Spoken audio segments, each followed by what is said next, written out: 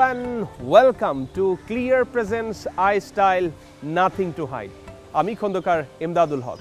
আমাদের এ পর্বের যিনি অতিথি তিনি মাইক্রোসফট বাংলাদেশের ম্যানেজিং ডিরেক্টর এবং অন্যান্য অনেক বাণিজ্যিক ও অলাভজনক প্রতিষ্ঠানে জড়িত থাকার পাশাপাশি জাতিসংঘের governing council for the technology bank for the least developed countries LDC বাংলাদেশের representative Miss Sonia Bashir Kabir.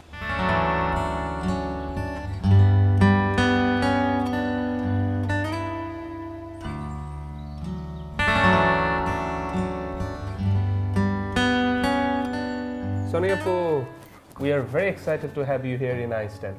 Thank you. I'm honored to be a guest iStyle. আপনারা আসছেন, খুবই ভালো লাগছে। Please. Thank you, Sonia. সব কেমন চলছে আপু? মাশাআল্লাহ ভালো।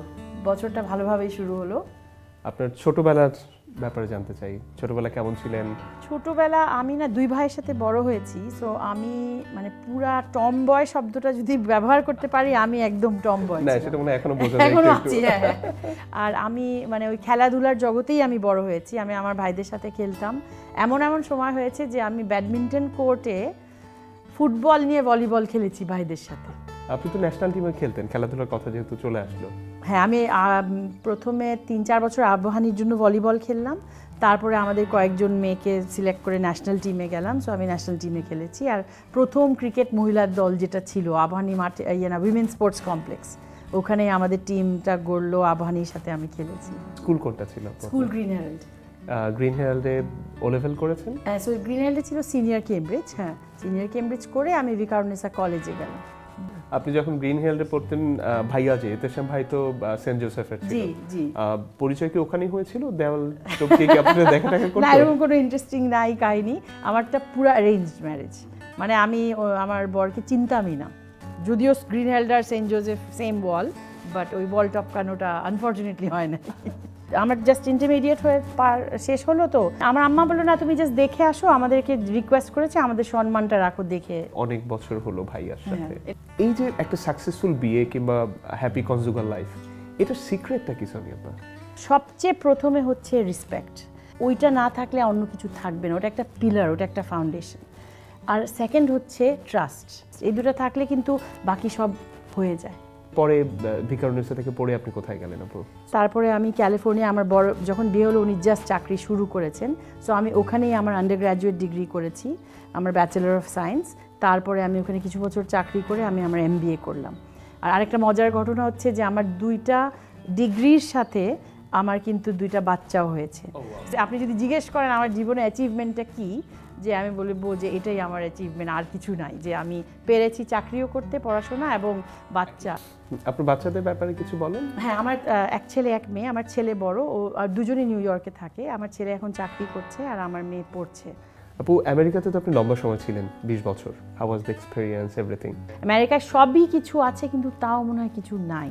আর এখানে যে দেশের মানুষ, ভালোবাসা, কথায় আপনাকে প্রকাশ করে বলতে পারবো না যে এখানে যা আছে, এটা যারা আমেরিকা যায় নাই, যারা মনে করে যে আমি বিদেশে গেলে বেঁচে যাব, ওরা জানে না যে আসলে বিদেশে ওরকম কিছু নাই। আপনি তো বলছেন ফিলিং এর কথা, বাট যদি অপরচুনিটির কথা বলি, আমেরিকা একটা মার্কেট, বাংলাদেশ একটা মার্কেট, এখানে আপনি কি দেখেন? What is the difference? Absolutely right. আমেরিকায় যেমনি is a land of opportunity, ওখানে সবাই সুযোগ পায়, ওখানে ডিগনিটি অফ লেবার আছে, এটা আমাদের দেশে এখনও নাই। বাট আমরা তো অনলি 40 বছর বয়স আমাদের দেশের। আস্তে আস্তে কিন্তু আমাদের দেশ এগিয়ে যাচ্ছে। আমার মনে হয় আমাদের জেনারেশন বা আপনাদের জেনারেশনে এমদাদ যেটা আপনারা পান নাই, আমাদের নেক্সট জেনারেশন কিন্তু অনেক পাবে। Bangladesh is in emerging nation. এখন আমাদের সরকার থেকেও অনেক বেশি উৎসাহ দিচ্ছে মানুষকে ইনোভেট করতে, start up culture. So opportunity আসছে, এই মুহূর্তে নাই, বাট ক্রিয়েট হচ্ছে। আপনার বাসায় 2জন হেল্পার আছে, দ্যাট আই নো, যে তারা নাকি খুব একদম technically they are very sound. You will be amazed. মানে আমার নিজের কাছে যে কত মানে গর্ব লাগে যে এরা এরকম হোয়াটসঅ্যাপ, ভাইবার, ইউটিউব, ফেসবুক, গুগল সব ওরা পারে। They are not very educated. They are not very educated, class 6 ধরেন, but they are very eager. And so আমাদের দেশে এটাই আমার বিউটি, যে দে আর ভেরি ইন্টেলিজেন্ট, ওদের ইচ্ছা আছে, আগ্রহ আছে। আমার মনে হয় I fail as a person, আমরা যারা আছি যে অনেক কিছু দেওয়ার আছে, আমরা দিতে পারছি না। অন্য প্রসঙ্গে যাই Sonia, you are very fit, এটার রহস্যটা কি? খাওয়া দাওয়া খুব সচেতন। ও এটা আরেকটা আছে, এটা আমার আম্মার কাছে শিখেছি যে if you look good you feel good. আমার ফ্যামিলিতে একটা জোকও আছে যে আমি বাসায় এসে যদি অনেক হাইপার থাকি আমাকে বলে তুমি প্লিজ একটু এক্সারসাইজ করে আসো কারণ তুমি একটু ঠান্ডা হবা। সো আমার ছাদটা মানে খুবই পছন্দ, খোলা মেলা আছে, যেতে পারি অবশ্যই। চলেন, হ্যাঁ চলেন ঘুরে আসি।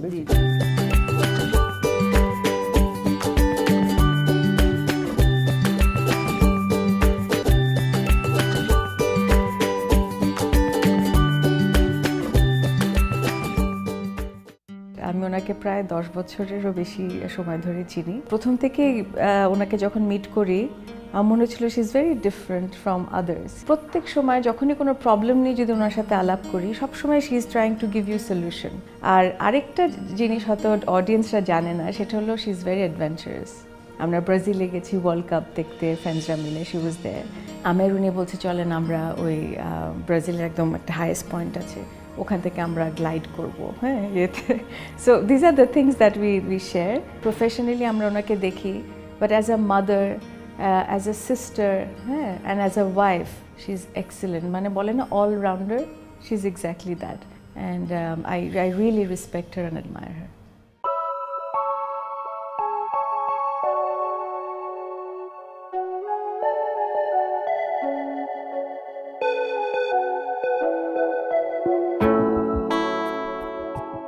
আমি ব্যায়াম করতে পছন্দ করি, আর যেহেতু খেলাধুলার জগতে বড় হয়েছি, হ্যাঁ আমার খুবই ভাল লাগে।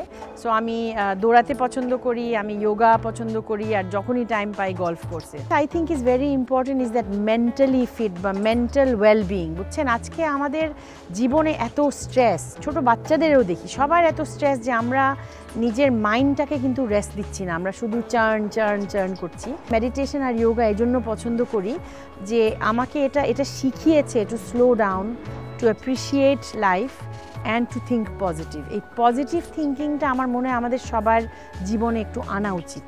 এটা কিন্তু আমার লাইফের দেখা। তো এই জন্য ফ্যামিলিতেও বললাম যে আমি আমার বাচ্চাদের সে বলি রোজ রাত্রে 5টা ভালো জিনিস তোমার আজকে কি হয়েছে ওটা বলো। মাথা ব্যথা, গায়ে ব্যথা, কে ধোকা দিল, কে দেরি করে আসলো, এগুলো আমি শুনতে চাই না, আমি ভালো শুনতে চাই। ওই ট্রেনিংটা করলে কিন্তু পরে আপনি দেখবেন আস্তে আস্তে নেগেটিভের দিকে আপনার মনটা যাবেই না। এন্ড আপনি মনে করেন যে আপনার এই চিন্তা কিংবা এই প্র্যাকটিসটা আপনার এই পর্যন্ত আসাতে অনেক হেল্প করেছে? অবশ্যই হেল্প করেছে, অবশ্যই। কারণ আমি এখনো মানে আমার তো বয়স আপনাকে বলবো না কম হয়নি, বাট এখনো মনে হয় আমি আরো 50 বছর দৌড়াতে পারবো অনেক ভালোভাবে। ও wow, and I am looking forward to that. Wow, we are looking forward too. Thank you. Sonia আপা, আমরা তো একেবারে আপনার ব্যক্তিগত ব্যাপারগুলো জানছিলাম, বাট মানুষ যেভাবে চিনে, আমরা যেভাবে আপনাকে দেখি যে আপনি মূলত প্রযুক্তির মানুষ। নর্মাল একটা যে লাইফস্টাইল, সাধারণ ওই জীবনযাত্রা থেকে প্রযুক্তি এসে আমাদের যে চেঞ্জগুলো আনলো, এই ট্রান্সফরমেশনটা কিংবা এইটা কতটুকু ভ্যালু অ্যাড করলো? আমার মনে হয় প্রযুক্তি বাংলাদেশে এখন জাস্ট একটু আমরা ফ্লেভারটা পেয়েছি। আমাদের জার্নিটা যা শুরু হয়েছে, মানুষের জীবনে যখন আমরা প্রত্যেক মানুষের হাতে প্রযুক্তি পৌঁছে দিতে পারবো, তখন আমরা বলবো যে হ্যাঁ বাংলাদেশ এগিয়ে গেছে। আর আমি মাইক্রোসফট সম্বন্ধে আপনাকে বলবো, ইনভাইট করবো যে চলেন আমাদের অফিসে চলেন, ওখানে গিয়ে একটু কথা বলবো। নিশ্চয়ই, তাহলে শুরু করতে পারি? চলেন। জি সোনিয়া।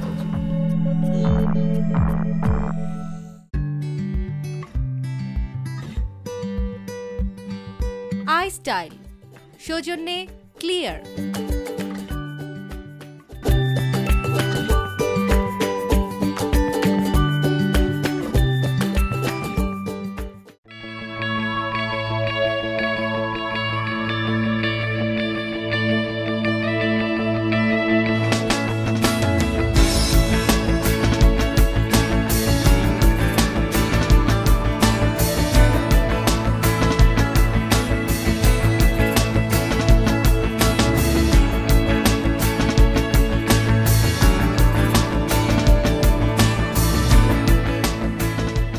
Welcome back. আমরা এসেছি মাইক্রোসফট বাংলাদেশ অফিসে। সোনিয়া বশির কবির আমাদের সাথে আছেন।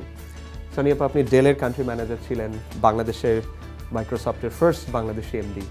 আপনার এই ক্যারিয়ারের সাকসেসের কি ফ্যাক্টরগুলো কি?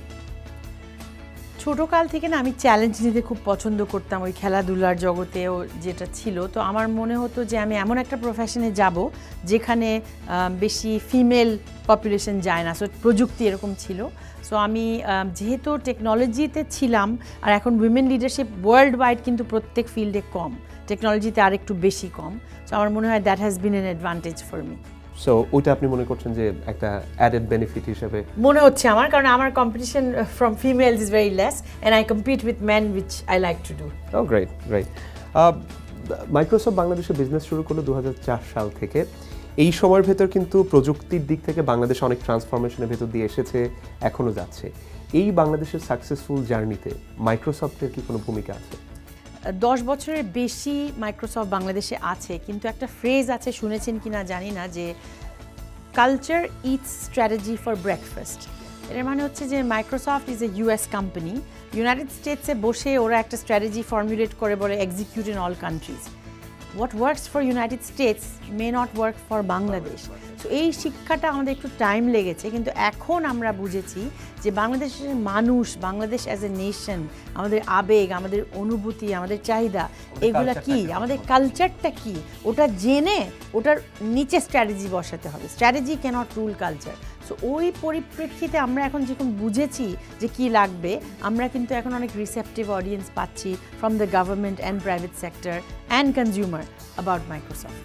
মাইক্রোসফটের ভিশন হচ্ছে to empower every person and every planet in the organization to do more, not necessarily টাকা পয়সার বিনিয়োগ হবে। হ্যাঁ, এখন হচ্ছে যে 16 কোটি মানুষ আমাদের দেশে।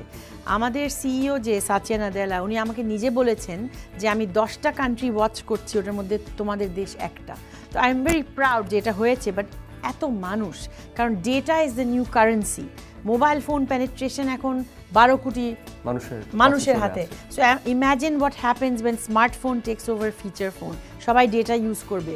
এই টেকনোলজি দিয়ে মানুষদেরকে যে আমরা এম্পাওয়ার করবো to do more, that is success itself for Microsoft and many technology people. আপনি মাইক্রোসফটে কাজ করেন, মিস্টার বিল গেটস, সত্য নাদেলাকে আপনি একদম কাছ থেকে দেখেছেন। একজন উদ্যোক্তা আর খুব সাকসেসফুল সিইওর সাথে তাদের আসলে পার্থক্যটা কোন জায়গাতে? আমার মনে হয় যে মানুষের কথা শোনা ইজ ভেরি ইম্পর্টেন্ট। বেশিরভাগ সময় সিইওরা নিজেই কথা বলে, মানে আমরা শুনি, কিন্তু আমি যা দেখেছি ওনাদের সাথে কাজ করে, ওনারা প্রথমে খুব মনোযোগ দিয়ে শুনে আর বলেও যে প্লিজ শেয়ার ইউর থটস। তখন জোর করে যে আমি কি ভাবছি শুনে, তারপরে ওরা লাস্টে কম কথা বলে, কিন্তু 2 লাইন বললেও খুবই ইফেক্টিভ বলে। সো এমদাদ চলেন অফিসের ভিতরে একটু যাই আমরা, চলেন। সোনিয়া, আপনার কলিগরা বলে যে you are a very tough boss, is it true? Yes, it is true. I think I am a tough boss, কারণ success comes at a very heavy price. There is no substitute for hard work, আগেও বলেছি। কিন্তু I like to have fun at work. আমাদের এখানে golf পাটিং আছে, তারপরে I'm trained in kickboxing, ওটা আমি করাই, and then people just love to box.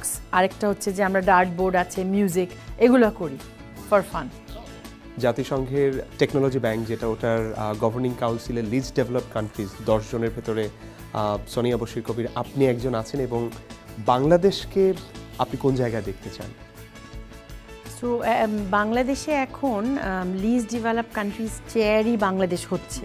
So এটাতে আমাদের কিছু একটা অ্যাডভান্টেজ আছে। তো আমরা একটা পাইলট প্রোগ্রাম রোল আউট করতে চাই, যেটা যদি ভালো হয় তাহলে আমরা এলডিসিকে মিডল ইনকাম ইকোনমিতে নিব। তো আমার খুবই ইচ্ছা ওই পাইলট প্রোগ্রামটা আমরা বাংলাদেশ থেকে শুরু করি। তো এখানে তো ইউনাইটেড নেশনসের ব্যাপার অনেক লবিং টবিং চলবে, বাট অ্যাটলিস্ট আমি যেহেতু I think the only one LDC থেকেই আমি মানে from the LDC country representing in the UN.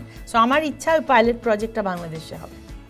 Sonia আপা, এই শোটা দেখে কেউ যদি মাইক্রোসফটে কাজ করতে চায়, সোনিয়া বশির কবির, সত্য নাদেলা আর বিল গেটসের মতো হতে চায়, তাদের প্রতি আপনার কি মেসেজ থাকবে?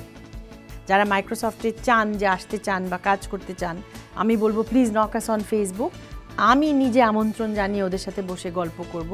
সো দ্য মেসেজ ইজ যে আমরা প্রযুক্তি প্রত্যেক মানুষের হাতে নিয়ে যেতে চাই, মহিলাদের স্পেশালি।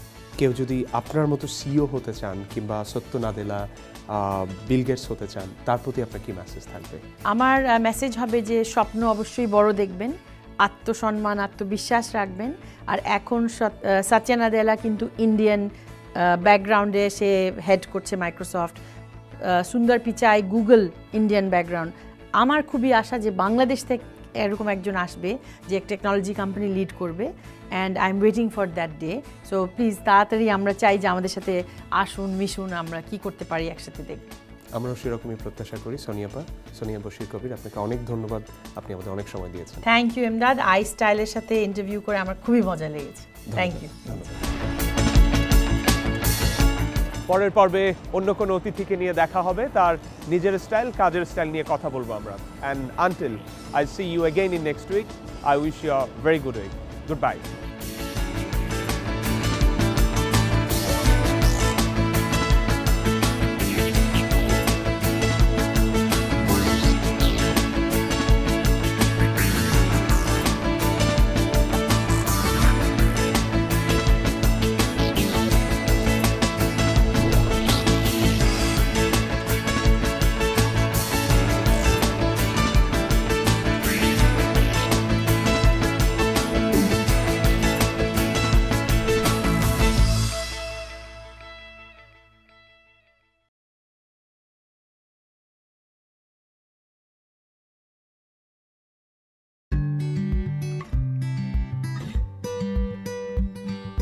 আই স্টাইল, সৌজন্যে ক্লিয়ার।